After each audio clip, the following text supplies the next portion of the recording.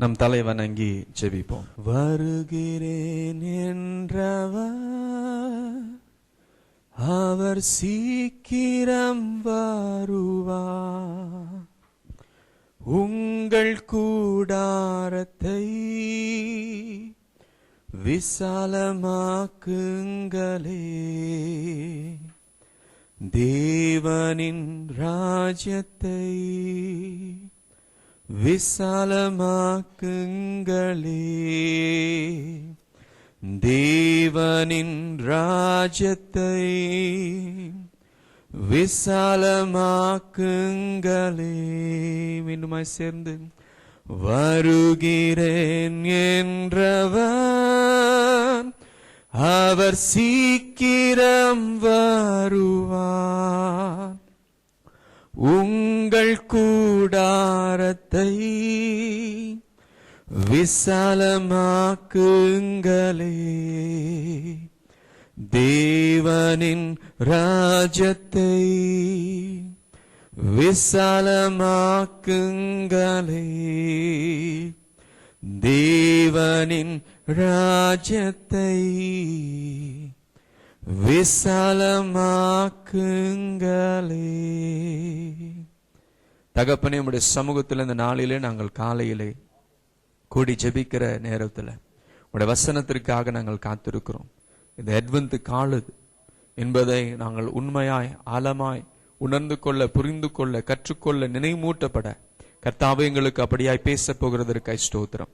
எங்களை இரத்த கோட்டைகளாய் மூடிக்கொள்ளும். எங்களுடைய செவிகள் திறக்கப்படட்டும். எங்களுடைய இருதயங்கள் நல்ல நிலமாய் காணப்பட வசனத்தை ஏற்றுக்கொள்வது மாத்திரமே அல்ல, கனி கொடுக்கிற ஒரு ஜீவியத்திற்குள்ளாய் நடத்தும்படியாக இயேசு கிறிஸ்துவின் நாமத்தில் ஜெபிக்கிறோம் எங்கள் நல்ல பிதாவே, ஆமென். அல்லேலூயா, அல்லேலூயா. கர்த்தர் நல்லவர், கர்த்தர் நல்லவர். இந்த கர்த்தர் நல்லவர் மாத்திரமே அல்ல, அவர் வருகிறவர் என்றும் நாம் அறிக்கை செய்கிறோம்.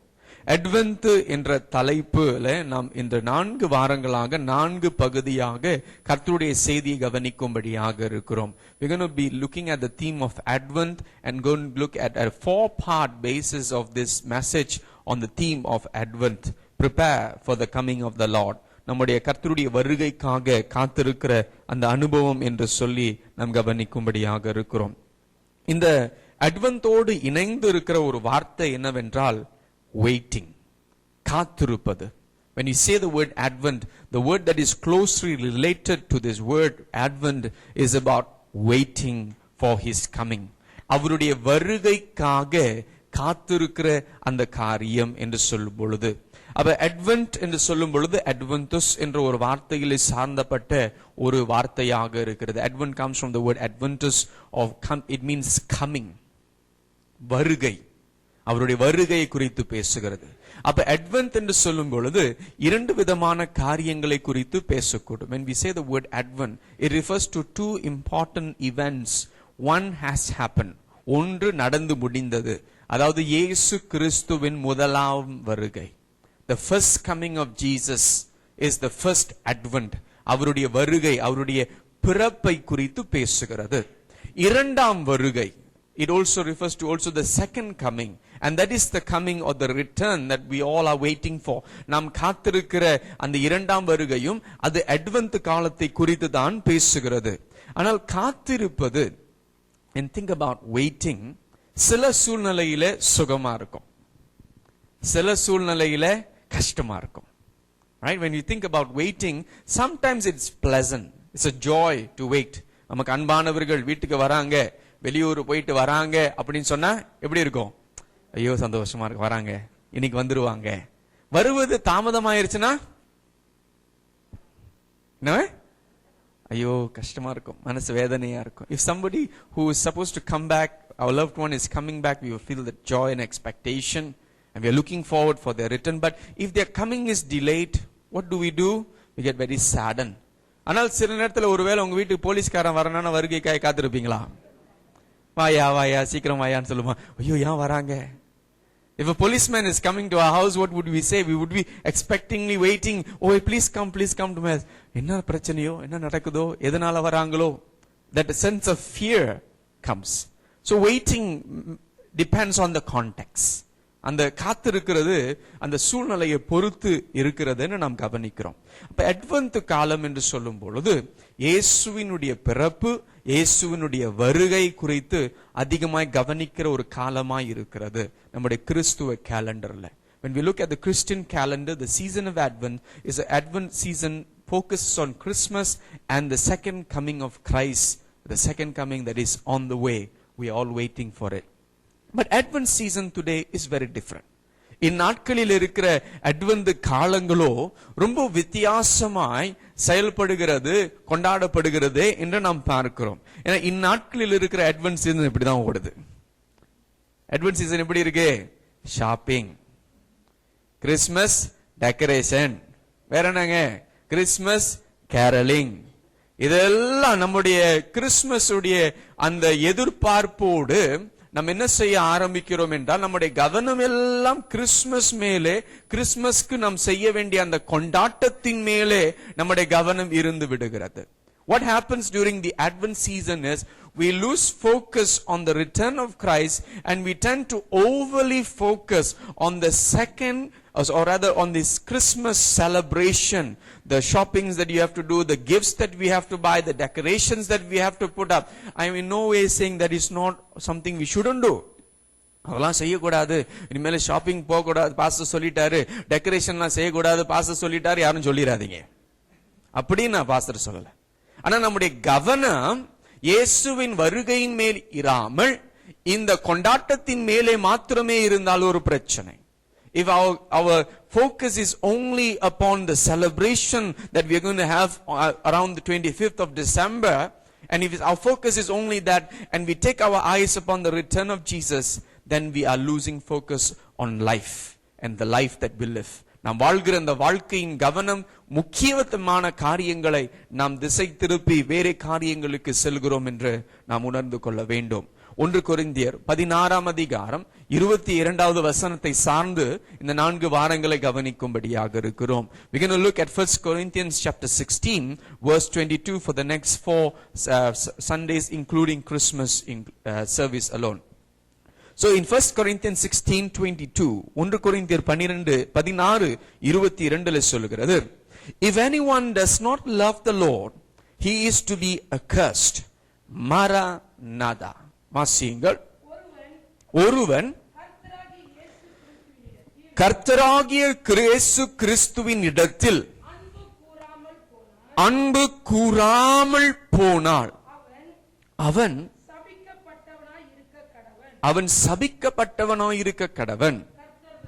கர்த்தர் வருகிறார், மாராநாதா. கர்த்தர் வருகிறார், மாராநாதா. It speaks about Maranatha. Maranatha என்ற வார்த்தையை சொல்லும் பொழுது it speaks Lord come. கர்த்தாவே வாரும், அவர் வருகிறார் என்ற ஒரு தொனி. It's a shout, the Lord come. It's a prayer, ஒரு ஜெபமாக அது இருக்கிறது. ஆனா அதற்கு முன்பாக வருகிற அந்த வசனங்களை கவனிக்கும் பொழுது நமக்குள்ள ஒரு திகில், ஒரு பயம் வரணும். When we read that first part of that verse, it must create a sense of fear within us. We think loving God is optional. நாம் நினைக்கிறோம் தேவனை நேசிப்பது ஒரு செய்யலாம், செய்யாம கூட இருக்கலாம், விருப்பப்பட்டா டைம் இருந்தா நாம் செய்யலாம். ஆனால் வசனம் சொல்லுகிறது, மீண்டும் அந்த வசனத்தை வாசிக்க முதல் பகுதி மாற்றும், ஒருவன் கர்த்தராகிய இயேசுவினிடத்தில் அன்பு கூறாமல் போனால் என்ன நடக்கும்? அவன் சபிக்கப்பட்டவன். If anyone does not love the Lord, let him be accursed. ஒரு சாபமான ஒரு வாழ்க்கைக்குள்ளாக நாம் போகிறோம் என்று கர்த்தருடைய வார்த்தை நம்மோடு பேசுகிறது. So love as much as it is a choice, it is also a command to love, because there is no life apart from loving him. அவரை நேசிக்காத ஒரு வாழ்க்கை அல்ல, ஒரு முழுமை அல்ல. அவரை நேசிக்கிற வாழ்க்கை, அவருக்காக காத்திருக்கிற ஒரு வாழ்க்கை. A life that loves Jesus also is a life that waits for this Jesus. Lord Jesus come. அவருடைய வருகைக்காக காத்திருக்கிற ஒரு வாழ்க்கை, மணவாளன் வருகைக்காக காத்திருக்கிற ஒரு வாழ்க்கை. A return of the bridegroom. The return of the bridegroom. We are longing, we are waiting for his return. அவருடைய வருகை. ஆண்டவரே மாராநாதா வாரும், ஆண்டவரே என்று சொல்கிறோம். அப்ப இதை சார்ந்து கவனிக்கும் பொழுது இயேசு கிறிஸ்துவின் முதலாவது வருகைக்காக காத்திருந்த 4 விதமான கூட்டங்களை குறித்து வேதத்தின் அடிப்படையில் நாம் கவனிக்கும்படியாக இருக்கிறோம். We're going to look at 4 types of groups of people and individuals who were waiting for the first coming of Jesus. அவர்கள் அந்த வருகைக்காக எப்படி காத்திருந்தார்கள், அவர்களுடைய வருகைக்காக காத்திருக்கிற நேரங்களிலே என்ன போராட்டங்கள் இருந்திருக்க கூடும். This groups of people, and when they were waiting upon the Lord for his return, how did they wait upon him, and what were the challenges or temptations they probably encountered in that waiting for the Lord to return. அவருடைய வருகைக்காக காத்திருக்கிறது. அப்ப முதலாம் கூட்டம் patriarchs என்று சொல்வார்கள். Abraham, ஈசாக்கு, யாக்கோபு, யோசேப்பு. பேட்ரியாக்ஸ்க்கு தமிழ் ஒரு வார்த்தை இருக்குங்களா? முற்பிதாக்கள். கரெக்ட், சரியான வார்த்தை. முற்பிதாக்கள் என்ற வார்த்தை அவர்களை குறித்து அவருடைய வருகைக்காக எப்படி காத்திருந்தார்கள். இரண்டாவது விதமான கூட்டம் தீர்க்கதரிசிகள், the prophets. அவர்கள் தீர்க்க தரிசனங்கள் சொல்வது மாத்திரமே அல்ல, இந்த தீர்க்க தரிசனங்களிலே உரைக்கப்பட்ட வார்த்தைகள் மேசியா வருகைக்காக காத்திருந்தார்கள். மூன்றாவது நபரை பார்க்கும் பொழுது யோவான் ஸ்நானகனை பார்க்கிறோம். The third person or individual we find is John the Baptist, how he waited for the coming of the Lord. And finally we find Mary, the mother of Jesus, or the Virgin Mary as we know. கன்னிஸ்ரீ ஆகிய மரியாளை, அவர் இயேசுவின் தாயாகிய மரியாள் அவருடைய வருகைக்காக எப்படி காத்திருந்ததை என்று நாம் கவனிக்கும்படியாக இருக்கிறோம். இன்றைக்கு நம்முடைய முற்பிதாக்கள் இயேசுவின் வருகைக்காக எப்படி காத்திருந்தார்கள், அந்த காத்திருக்கிற அனுபவத்திலே நாம் எப்படி கற்றுக்கொள்ள முடியும்? How can we learn from the patriarchs in terms of waiting for Jesus as we live in the end times? கடைசி நாட்களிலே வாழ்ந்து கொண்டிருக்கிறோம். முதலாவது அவர்களுக்கு கிடைத்த வாக்குத்தத்தம். The first thing that we look at is the promise that they receive. We find this in the book of Genesis, ஆதியாகமம். இந்த 3 வசனங்களிலே நீங்கள் குறிப்பு எழுதி கொள்ளலாம், முழுவதும் வாசிக்க போகிறதில்ல. ஆனால் Genesis chapter 3 verse 15, ஆதியாகமம் 3ஆம் அதிகாரம் 15வது வசனத்திலே முதல் சத்தியம், முதல் சுவிசேஷம் என்ற சத்தியம் பேசப்படுகிறதை பார்க்கிறோம். The first gospel is preached by God himself, or the proto-evangelion as it is, the first gospel as it is. அப்ப முதல் சுவிசேஷம் தேவனை பிரசங்கிக்கிறதை பார்க்கிறோம். 3:15 சொல்கிறது, ஆங்கிலத்திலே வாசிக்கிறேன். And I will put enmity between you and the woman, and between your seed and her seed. He shall bruise you on the head, and you shall bruise him on the heel. அந்த வித்தை குறித்து பேசுகிறதை பார்க்கிறோம். வாசியுங்கள். உனக்கும் ஸ்திரீக்கும் உன் வித்துக்கும் அவள் வித்துக்கும் பகை உண்டாக்குவேன். அவர் உன் தலையை நசுக்குவார், நீ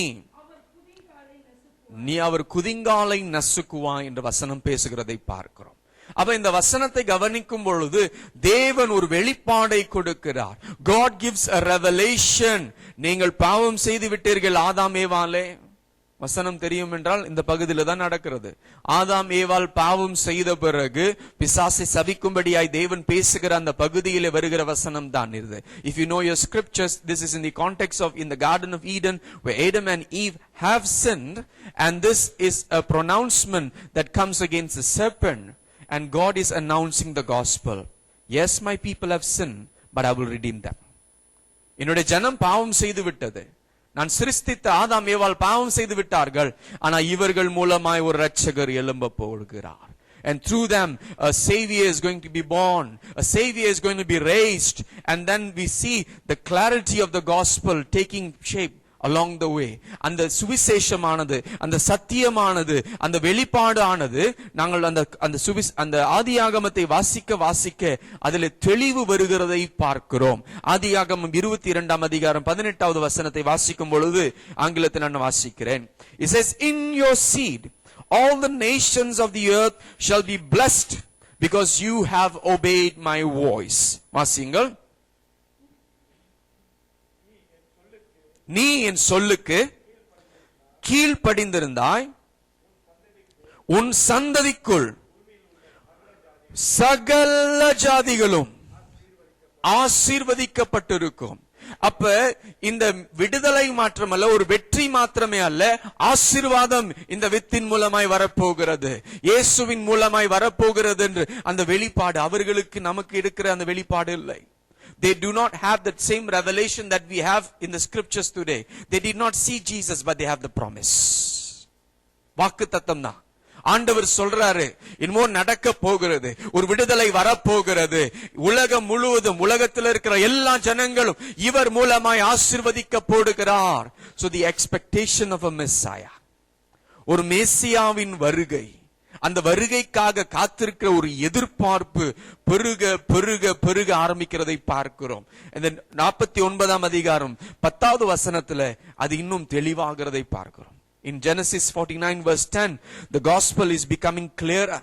And now you are given a clearer direction where this Messiah is going to come from. இந்த மேசியா இங்கிருந்து வரப்போகிறார் என்ற அந்த வெளிப்பாடு வருகிறது. The scepter shall not depart from Judah, nor the ruler's staff from between his feet, until Shiloh comes, and to him shall be the obedience of the peoples. வாசிங்கள். சமாதான கர்த்தர் வரும் அளவும் செங்கோல் யூதாவை விட்டு நீங்குவதும் இல்லை. நியாய பிரமாணிக்கன் அவன் பாதங்களை விட்டு ஒளிவதும் இல்லை. ஜனங்கள் அவரிடத்தில் சேருவார்கள். அப்ப பாருங்க, ஆதியாகமம் 3ஆம் அதிகாரத்திலிருந்து வாசிக்க வாசிக்க வாசிக்க சுவிசேஷம் தெளிவாகிறது. அவர்களுக்கு கிடைத்த வாக்குத்தத்தம், அந்த வாக்குத்தத்தத்தை சார்ந்துதான் அவர்கள் வாழ ஆரம்பித்ததை பார்க்கிறோம். They lived based on that promise. We see that in the life of Abraham. ஆபிரகாமுடைய வாழ்க்கையை நாம் கவனிக்கும் பொழுதுதான் பார்க்கிறோம். வெளியே பெரிய பெரிய என்ன சொல்லுவாங்கன்னா, புத்தகத்தில் ஆண்டவர் எழுதி வைத்து இதெல்லாம் செய்ய போறேன்னு சொல்லல. அவர் வார்த்தைக்காக காத்திருக்கிற அந்த அனுபவம், it's just his word and the experience of waiting upon his word, the fulfillment of his word. அவருடைய வார்த்தையின் நிறைவேறுதலுக்காக காத்திருக்கிற அந்த வாழ்க்கை நம்முடைய முற்பிதாக்களிடத்திலிருந்து நாம் கற்றுக்கொள்ள வேண்டும். Waiting upon God and his promise to be fulfilled in our life. So we journey the journey of faith with the patriarchs. நம்முடைய முன்பிதாக்களோடு அந்த விசுவாசத்தின் பிரயாணம், அந்த விசுவாசத்தின் பிரயாணத்திலே நாமும் கடந்து செல்கிறோம். அவருடைய வார்த்தை உண்மை. அவர் சொன்னால் செய்து முடிக்கிறவர். அவர் சொன்னால் ஆகும், அவர் கட்டளையிட்டால் நிற்கும். What he says and what he promises, he does and he fulfills. He is faithful. அவர் உண்மை உள்ளவர் என்று நாம் மறந்து விடவே கூடாது. அப்ப வாக்குத்தத்தம் பண்ணியிருக்கிறார், ஒரு மேசியா வரப்போகிறார். ஒரு சிறிய வெளிப்பாடு தான் அவர்களுக்கு, ஆனா அதற்காக காத்திருக்க ஆரம்பிக்கிறார்கள். They begin to wait. And we also have a promise quite similar. நமக்கும் அப்படிப்பட்டதான ஒரு வாக்குத்தத்தம், அதற்கு ஏற்ற விதமான ஒரு வாக்குத்தத்தம் இருக்கிறது. யோவான் 14:3 வசனத்துல இயேசு ஒரு வாக்குத்தத்தம் நமக்கு எல்லோருக்கும் கொடுக்கிறதை பார்க்கிறோம். In John 14:3 we find that same promise, a form of that same promise is given to us about the Messiah, or much more about the second return or coming of the Messiah. And I read for us. And if I go, Jesus says, and prepare a place for you, I will come again and receive you unto myself, that where I am, there ye may be also. வாசிங்கள்.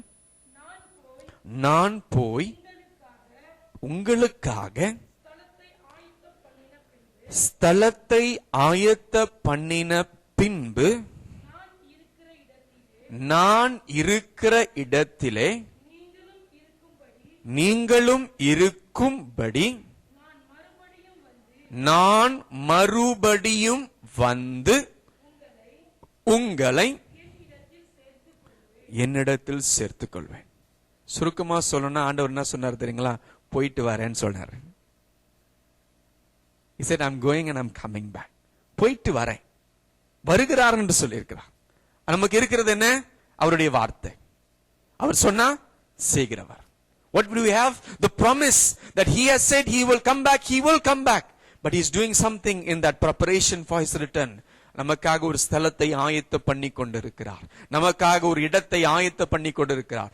அவரோடு நித்தியமாய் வாழ்கிற ஒரு வாழ்க்கையை ஆயத்த பண்ணி கொண்டிருக்கிறார். The Lord is preparing a life of eternal life of living with him in heaven, in his presence. அவருடைய சமூகத்திலே பரலோகத்திலே வாழும்படியாய். ஆனால் நம்முடைய வாக்குத்தத்தம் என்ன? அவர் மீண்டும் வருவார். நான் உங்களை திக்கற்றவர்களாய் விடேன். He does not leave us as often. He is coming back to take us back to be with him. அவரோடு இருக்கும்படியாக.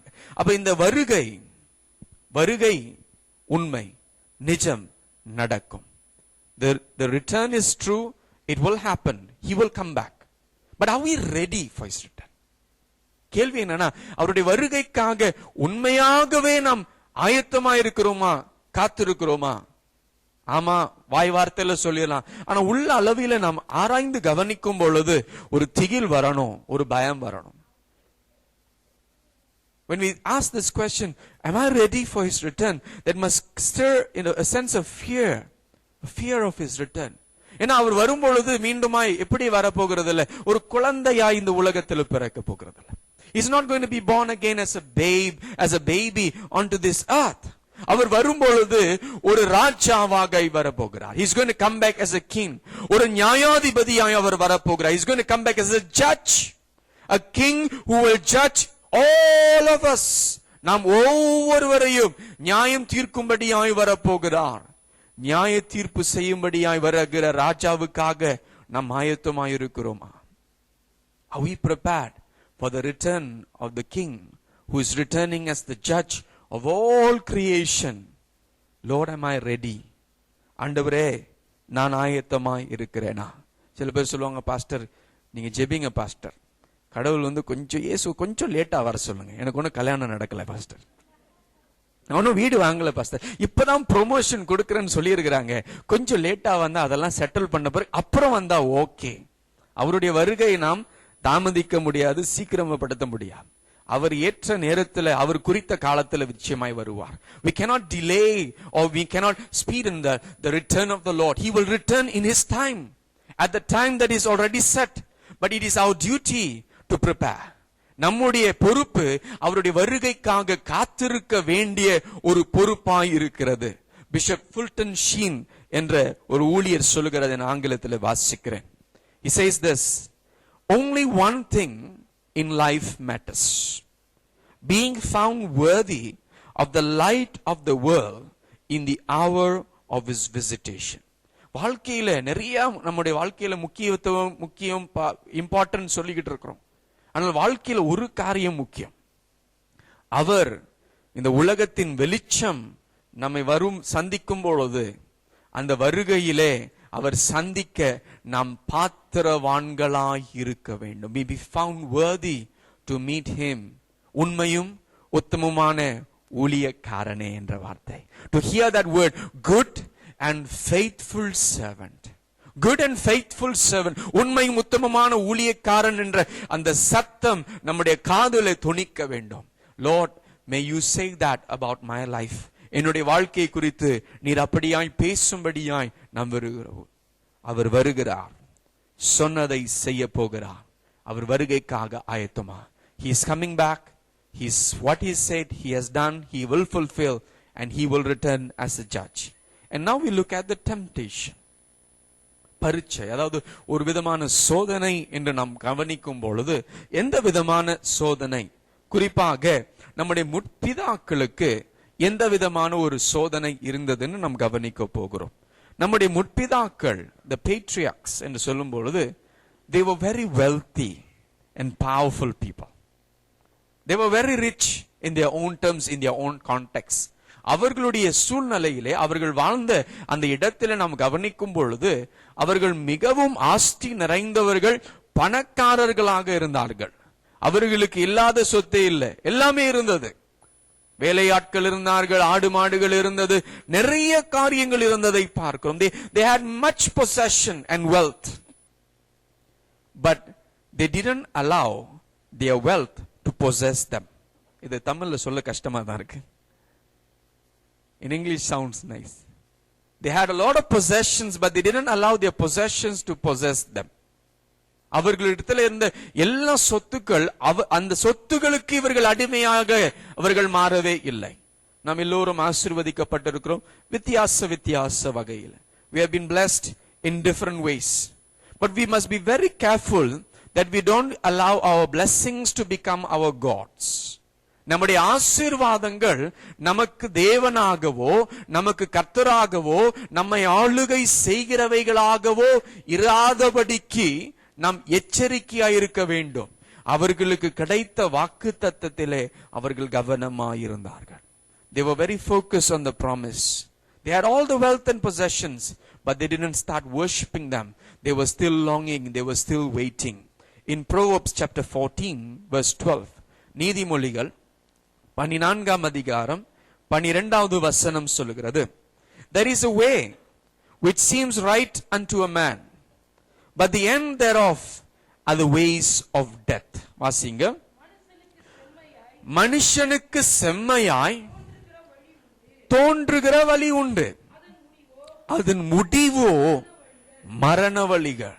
நான் என் வாழ்க்கையே என் விருப்பத்தின் பிரகாரமா எனக்கு விருப்பமான வகையில நான் வாழ்கிறேன் என்று சொல்லுகிறவர்கள், கர்த்தருடைய வார்த்தை சொல்லுகிற அதனுடைய முடிவு எங்க போகும்? மரணம். If we choose to live our lives our way, the end that we are going towards is death and destruction. ஒரு அழிவு, ஒரு நிலையில்லாத ஒரு வாழ்க்கைக்குள்ளாய் போகிறோம். அது குறிப்பாக நமக்குள்ளே ஒரு பண ஆசை வரும் பொழுது. When the love of money comes into our hearts, 1 Timothy 6:10 says, the love of money is the root of all evil. பண ஆசை எல்லா தீங்குக்கும் வேறாய் இருக்கிறது என்று பார்க்கிறோம். அப்ப இந்த உலகத்துல பண ஆசையோடு நாம் வாழக்கூடும். வேணும், பணம் இல்லாம ஒன்னும் செய்ய முடியாதுல்ல. பணம் இல்லாம ஒரு தேத்தரை கூட கிடைக்க மாட்டேது. சென்ட் ஜேம்ஸ் வந்தா கிடைக்கும், உங்களுக்கு பிரேக்ஃபாஸ்ட்ல கொடுப்பாங்க ஃப்ரீயா. ஆனா பாருங்க, பணம் இல்லாம ஒரு காரியம் செய்ய முடியல. without money we cannot do anything. We need money, we need finances. Yes, it is important, but don't let the love of money to grow and become a demi or little god in our lives. அந்த பண ஆசை நம்முடைய வாழ்க்கையிலே அது வேர்கொண்டு, நம்முடைய வாழ்க்கையில அது ஜீவியம் கொண்டு நம்மை ஆளுகை செய்யாதபடிக்கு. ஏன்னா அந்த பண ஆசை எல்லா தீங்குக்கும் வேர், தப்பான காரியங்களுக்கு தப்பான வழிகளுக்கு நம்மை கொண்டு செல்லும் விடும். தேவனை விட்டு விலக செய்யும்படியாக நம்மை கொண்டு செல்ல முடியும். ரொம்ப எச்சரிக்கையாக இருக்க வேண்டிய ஒரு காரியம். அப்ப இவர்களுக்கு எல்லாம் பண ஆஸ்தி இருந்தும் அதன் மேல அவர்களுடைய கண் இல்லை. They had all the wealth, they had all the possession, but the eyes were not upon this, because we find that in the solution from the lives of the patriarchs. இந்த முன்பிதாக்களுடைய வாழ்க்கையிலே நாம் கவனிக்கிற ஒரு நல்ல உதாரணம் என்று சொல்ல வேண்டும் என்றால், எபிரேயர் 11ஆம் அதிகாரம் 8வது வசனத்திலிருந்து 12வது வசனம் வரை வாசிக்கப்படுகிற அந்த பகுதியில நாம் கவனிக்கிறோம். So we find this lifestyle that they lived out, that they portrayed for each one of us to exemplify, to follow, to learn from as we wait for the return of the Messiah. மேசியாவுடைய வருகைக்காக காத்திருக்கிற நம்முடைய வாழ்க்கையில என்ன காரியத்தை கற்றுக்கொள்ள வேண்டும் என்பதை எபிரேயர் 11ஆம் அதிகாரம் 8வது வசனத்திலிருந்து 12வது வசனம் வரை வாசிக்க கேட்போம். குறிப்பாய் இங்க 13லிருந்து 16 வரை நான் வாசிக்கிறேன். All these people were still living by faith when they died. They did not receive the things promised. They only saw them and welcomed them from a distance, admitting that they were foreigners and strangers on earth. People who say such things show that they're looking for a country of their own. If they had been thinking of the country they had left, they would have had the opportunity to return. Instead, they were longing for a better country, a heavenly one. Therefore, God is not ashamed to be called their God, for he has prepared a city for them. வாசிக்க கேட்போம். விசுவாசத்தினாலே 13லிருந்து வாசிங்கம்மா. இவர்கள் எல்லாரும் வாக்குத்தத்தம் பண்ணப்பட்டவைகளை அடையாமல் தூரத்திலே அவைகளை கண்டு நம்பி அணைத்து கொண்டு பூமியின் மேல் தங்களை அந்நியரும், என்னம்மா யார சொல்றீங்க? பைபிள் என்ன சொல்லுது நம்மளாம்?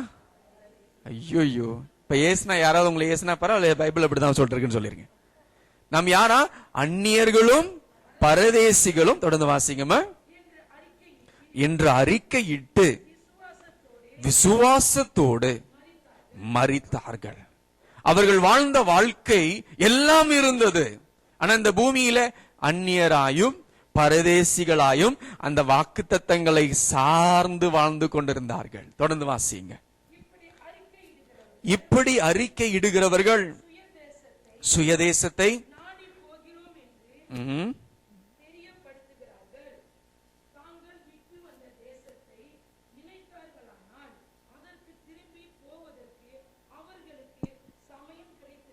நிச்சயமாகவே வாசிங்க. தொடர்ந்து, அதை அல்ல அதிலும் மேன்மையான பரம தேசத்தையே விரும்பினார்கள். ஆகையால் தேவன் அவர்களுடைய தேவன் எண்ணப்பட வெட்கப்படுகிறது இல்லை. அவர்களுக்கு ஒரு நகரத்தை ஆயத்தம் பண்ணினாரே. ஹல்லேலூயா. அப்ப கர்த்தருடைய வார்த்தை, அவருடைய வாக்குத்தத்தத்தை கேட்டு எல்லாம் இருந்தும் அதை சார்ந்து இல்லை. They had everything but they were not reliant upon those things. They were reliant upon the promise. கர்த்தர் நமக்காக ஆயத்தம் பண்ணின, கர்த்தர் சொன்ன வாக்குத்தத்தம், அவருடைய மேசியாவுக்காக காத்திருக்கிற அந்த வாக்குத்தத்தத்தின் மேல் கவனமாய் இருக்கிற ஒரு வாழ்க்கையை அவர்கள் வாழ்ந்தார்கள் என்று இந்த பூமியிலே அந்நியர்களும் பரதேசிகளாய் வாழ்ந்தார்கள் என்று வசனம் சொல்கிறது. They had everything, but their lives were completely focused upon the promises, upon the heavenly home. They realized this is all temporal. இது எல்லாம் நிலையில்லாத காரியங்கள். We may live in this world. நாம் இந்த உலகத்திலே வாழ்ந்து கொண்டிருக்கலாம். But let us never forget that heaven is our home. பரலோகம்தான் நமக்கு வீடு. பரலோகம்தான் என் பேச்சு, பரிசுத்தம்தான் என் மூச்சு. பரலோகம்தான் என் பேச்சு, பரிசுத்தம்தான் என் மூச்சு. கொஞ்ச காலம் இந்த பூமியிலே, கொஞ்ச காலம் இந்த பூமியிலே, இயேசுவுக்காய் சுவிசேஷத்திற்காய், இயேசுவுக்காய் சுவிசேஷத்திற்காய். பக்கத்துல பார்த்து சொல்லுங்க, கொஞ்ச காலம், கை காட்டி சொல்லுங்க, கொஞ்ச காலம் இந்த பூமியிலே, கொஞ்ச காலம் இந்த பூமியிலே, இயேசுவுக்காய் சுவிசேஷத்திற்காய், இயேசுவுக்காய் சுவிசேஷத்திற்காய். யாருக்காக? இயேசுவுக்காக, சுவிசேஷத்திற்காக. கொஞ்ச நாட்கள், 20 வயசோ 40 வயசோ 50 வயசோ 100 வயசோ, அதெல்லாம் கொஞ்ச காலம். ஆனா நிலையாய் வாழ போகிற ஒரு வாழ்க்கை தேவ சமூகத்துல வாழ போகிறோம். அப்ப இந்த முன்பிதாக்களுடைய வாழ்க்கையில அந்த வருகைக்காய் காத்திருந்தார்கள். அங்கே வாழ போகிற வாழ்க்கை, இயேசு சொன்ன அந்த காரியம், உங்களுக்காக ஒரு வாசஸ்தலத்தை ஆயத்த பண்ணி கொண்டிருக்கிறேன். The words of Jesus where he said, I am preparing a place for you. The patriarchs were waiting for that place. May our lives be focused on that. Fix our eyes on Jesus. இயேசுவின் மேலே நம்முடைய கண்கள் பதிய வைப்போம். ஒருவேளை நம்முடைய திசை மாறி போயிருக்கலாம், கவனம் மாறி போயிருக்கலாம். Maybe we lost focus along the way. We have taken our eyes off thinking, என் குடும்பம் நல்லா இருந்தா எனக்கு போதும்பா, எனக்கு வேலையில உயர்வு கிடைச்சா போதும், நான் நல்லா இருந்தா போதும். யா, maybe we have become that kind of self-centered. If my family is fine, I'm okay. If I'm doing all right, if I've got promotion, I'm doing all right. That is not life. அது வாழ்க்கை அல்ல. கர்த்தருடைய வருகைக்காக ஆயத்தப்படுகிற வாழ்க்கை, அவர் மேல் நம்முடைய கண்களை பதிய வைக்கிற ஒரு வாழ்க்கை. A life that fixes our eyes on Jesus. That is the life. Let every heart prepare. நம்முடைய இருதயங்கள் ஆயத்தப்படட்டும், நம்முடைய ஜீவியங்கள் சரிபடுத்தப்பட வேண்டும். Our hearts must be transformed, realigned, recalibrated as it is. அது மீண்டுமாய் சரியான பாதையில. ஒருவேளை உலக ஆசை நம்முடைய இருதயத்தில் அதிகமாய் வந்துருச்சு, ஆண்டவருடைய வருகையில உலகத்தை விட்டுட்டு போக மனசு வராது. ஆண்டவரே வேணாம், ஆண்டவரே என் வீடு, ஆண்டவரே என் காடி, ஆண்டவரே இப்பதான் வாங்கி 1 மாசம் பாஸ்டர் இப்பதான் பிளஸிங் பண்ணாரு, ஆண்டவரே இந்த காடியை விட்டுட்டு போவது மனசு வராது. நம்ம உலக ஆசை அதிகமா வந்துருச்சுன்னா பரலோகம் போகிற ஆசை குறைஞ்சிரும். If we have more desire and love for this world and the things of the world, our desire for heaven becomes less and less and less. ஒருவேளை வயசாக வயசாக பரலோக ஆசை கூட வந்துரும். அதெல்லாம் கோல்டன் சைக்கிள்காக வெயிட் பண்ண வேணாம், அதுக்காக காத்திருக்க வேணாம். இப்பொழுதே ஒரு ஆசை, இந்த பூமியில வாழ்கிற வரை கர்த்தர் ஆசீர்வதிப்பார், கவனிப்பார், பராமரிப்பார். முன்பிதாக்கள் அவரு தானே ஆசீர்வதித்தாரு, அவங்களா சம்பாதிச்சாங்க, எல்லாம் கர்த்தர் கொடுத்ததுதான். ஆனா அதன் மேல அவர்களுடைய ஆசை இல்ல. Their hearts were not upon the possessions and the wealth. Their hearts were for God. For God, the God who blesses them.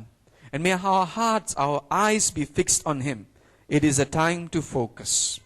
அவர் மேலே நம்முடைய கவனம் செலுத்த வேண்டிய, நம்முடைய கவனம் மீண்டுமாய் வர வேண்டிய ஒரு நேரத்திற்குள்ளாய் வந்திருக்கிறோம். அவர் மீண்டும் வருகிறார். மாராநாதா, சீக்கிரம் வாருமையா என்ற நம்முடைய ஜெபம், அவருடைய வருகைக்காக ஆயத்தப்படுகிற ஒரு ஜெபம், ஆயத்தப்படுகிற ஒரு வாழ்க்கை. It's not only a prayer, it's a prayer of preparation, a prayer that reminds us that Lord, you are coming back and I will prepare for your return. அப்படியே நாம் எழுந்து நிற்போம். ஒரு பாடலை ஜெப சிந்தையோடு, மாராநாதா மாராநாதா சீக்கிரம் வாருமையா என்ற ஒரு ஜெப பாடலை, ஒருவேளை அவருடைய வருகைக்காக, அவருடைய வருகை குறித்து பாடுவதற்கு கொஞ்சம் பயம் இருக்கும் என்றால் ஆண்டவரிடத்துல சொல்லுங்க, ஆண்டவரே என்னை ஆயத்தப்படுத்துங்கப்பா, எனக்கு பயமா இருக்கு ஐயா, நீங்க வரும் பொழுது நான் ஆயத்தமா இருப்பேன், நான் எனக்கு தெரியல ஆண்டவரே, என்னை ஆயத்தப்படுத்துங்க என்று சொல்லுங்க. மாராநாதா மாராநாதா மாராநாதா சீக்கிரம் வாருமையா. Lord Jesus, அப்படி ஜெப சிந்தையோடு நாம் நின்று சொல்லுங்க, மாராநாதா ஆண்டவரே சீக்கிரம் வாரும், உம்முடைய வருகைக்காக காத்திருக்கிறோம், உம்முடைய வருகைக்காக எங்களை ஆயத்தப்படுத்துவீரா என்று ஜெபிக்கிறோம். மாராநாதா இயேசுநாதா சீக்கிரம் வாருமையா. மாராநாதா இயேசுநாதா சீக்கிரம் வாருமையா. மீண்டும் சொல்லுவோம், மாராநாதா இயேசுநாதா சீக்கிரம் வாருமையா. மாராநாதா இயேசுநாதா வாரும் நாதா, வாரும் நாதா இயேசுநாதா, வாரும் நாதா இயேசுநாதா. மாராநாதா இயேசுநாதா சீக்கிரம் வாருமையா. மன்னவன் மன்னவன் உம்மை கண்டு மறுரூபமாகணுமே சொல்லுவோம். மன்னவன் உம்மை கண்டு மறுரூபமாகணும். விண்ணவர் கூட்டத்தோடு என்னாலும் பாடணுமே. விண்ணவர் கூட்டத்தோடு என்னாலும் பாடணுமே. வாரும் நாதா, வாரும் நாதா இயேசுநாதா, வாரும் நாதா இயேசுநாதா. மாராநாதா இயேசுநாதா சீக்கிரம் வாரும் ஐயா. மீண்டும் சொல்லுவோம், மாராநாதா சீக்கிரம் வாரும் ஐயா. மாராநாதா மாராநாதா இயேசுநாதா சீக்கிரம் வாரும் ஐயா.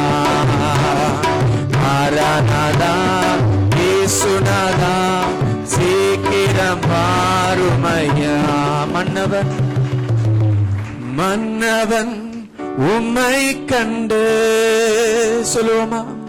மறுரூபமாகணுமே. கண்களை மூடின வண்ணமாய் நாம் அவரை நோக்கி, மன்னவன் உம்மை கண்டு மறுரூபமாகணுமே. விண்ணவர் கூட்டத்தோடு, விண்ணவர் கூட்டத்தோடு நான் என்னாலும் பாடணுமே. விண்ணவர் கூட்டத்தோடு நான் என்னாலும் பாடணுமே. மரணதா வாரும் நாதா, இயேசு நாதா வாரும் நாதா, இயேசு நாதா. மாராநாதா இயேசு நாதா, சீக்கிரம் வாருமையா. கெஞ்சுவோமா? மாராநாதா ஏங்குவோமா? சீக்கிரம் வாருமையா. ஐயா சீக்கிரம் வாருமையா. ஐயா சீக்கிரம் வாருமையா. மரணாதா எங்களுடைய ஜெபம் அப்பா. உடைய குமாரன் எங்கள் இரட்சகருடைய வருகைக்காக நாங்கள் ஆயத்தப்படாமல் வாழ்ந்து கொண்டிருக்கிறோம். ஏனோ தானமாய், அலட்சியமாய், கவனம் இல்லாமல் ஆண்டவரே உம்முடைய முதலாம் வருகையிலே நாங்கள் கவனமாய் இருந்து விட்டோம். கிறிஸ்துமஸ் என்றதே பெரிய விஷயமாய் நாங்கள் கொண்டாடி கொண்டிருக்கிறோம். ஆனால் நீர் மீண்டும் வருகிறதே நாங்கள் மறந்து விட்டோம். எங்களை மன்னியும். நீர் எங்களுக்காக மாத்திரமே அல்ல, உலகத்தில் இருக்கிற ஜனத்திற்காயும் வருகிறீர். அந்த ஜனத்தையும் நாங்கள் ஆயத்தப்படுத்த எங்களுக்கு உதவி செய்யுவீராய் ஜெபிக்கிறோம். Lord, help us to prepare not only ourselves but the people of the world for your return. The people of the world for your return. We want to come back to you, Lord. We want to come back. Maranatha, Yesunatha, சீக்கிரம் வாருமையா. ஒரு ஜெபமாய் ஏறெடுப்போம் மீண்டுமாய். மாராநாதா இயேசுநாதா, சீக்கிரம் வாருமையா. ஐயா ஐயா சீக்கிரம் வாருமையா. ஐயா ஐயா சீக்கிரம் வாருமையா. மரணாதா இயேசு மீண்டுமாய் வருகிறார். கையில் பக்கத்தில் இருக்கிறோம், கை கொடுத்து சொல்லுங்க, இயேசு வருகைக்காக ஆயத்தப்படுவோமா? இயேசு வருகைக்காக. பின்னால இருக்கிறவங்களை கை கொடுத்து சொல்லுங்க, இயேசு வருகைக்காக நாம் ஆயத்தப்படுவோம். அவர் வரும் பொழுது வெட்கப்படாமல் தைரியமாய் சந்தோஷமாய் அவர் சமூகத்தில் நான் நிற்போம். We shake hands with our neighbors, say, prepare our hearts and our lives for the return of Jesus. அவருடைய வருகைக்காக நாம் காத்திருப்போம்.